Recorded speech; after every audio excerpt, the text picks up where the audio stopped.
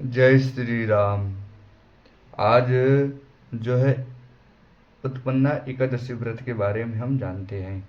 मार्गशीर्ष माह की कृष्ण पक्ष की 11 को भगवान विष्णु से एकादशी तिथि का प्रकट हुआ है, उत्पन्न हुआ है। इसलिए इस उत्पन्ना एकादशी व्रत के नाम से जाना जाता है। एकादशी ने समस्त देवगणों की मुक्ति हेतु नामक राक्षस से रक्षा की थी। इसलिए श्री विष्णु जी ने उन्हें वरदान दिया।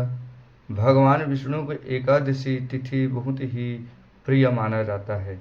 ऐसा कहा जाता है कि जो एकादशी के दिन व्रत करता है उसे श्री हरि की कृपा मिलती है।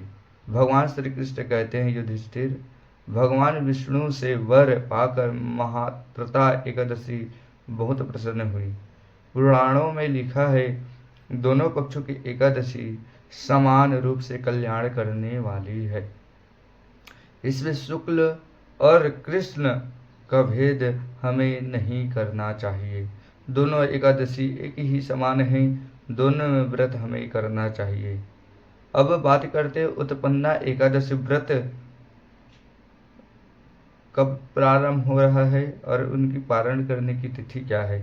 तो जो मानव हर समय एकादशी के महात्मा का पाठ करता है उसे पुण्य फल की प्राप्ति होती है।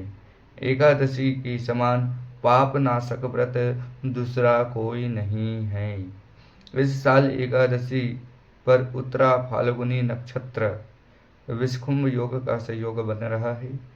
इस साल एकादशी तिथि 15 नवंबर 2025 को 12:49 मध्य रात्रि में प्रारंभ होकर के जो है अगले दिन 16 नवंबर को रात को 2:27 मध्य रात्रि में समाप्त हो जाएगा। इसकी जो पारण करने का जो समय है दोपहर 1:10 से 3:18 दोपहर में दिन में किया जाएगा। इस दिन हरिवासर 9:09 तक का ही मुहूर्त बतलाया गया है।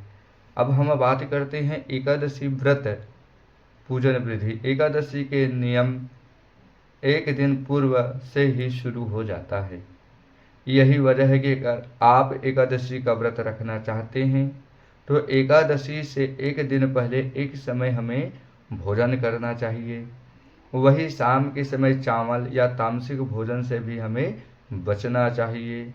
व्रत के दिन सुबह उठ कर के स्नान करें, बाद में भगवान का ध्यान करें।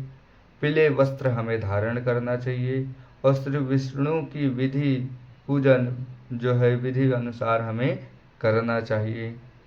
एकादशी का महत्व, हर एकादशी का अलग अलग महत्व होता है। मार्गशीर्ष में आने वाली एकादशी तिथि को मूर राक्षस योग निद्रा में लीन भगवान विष्णु पर प्रहार करने वाला था। तभी देवी एकादशी प्रकट हुई और उन्होंने मूर से युद्ध किया और उसका अंत कर दिया।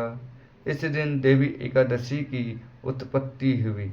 इस वजह से इस एकादशी को उत्पन्ना एकादशी कहा जाता है। जो लोग एकादशी व्रत का प्रारंभ करना चाहते हैं वे उत्पन्ना एकादशी से एकादशी व्रत शुरू कर सकते हैं।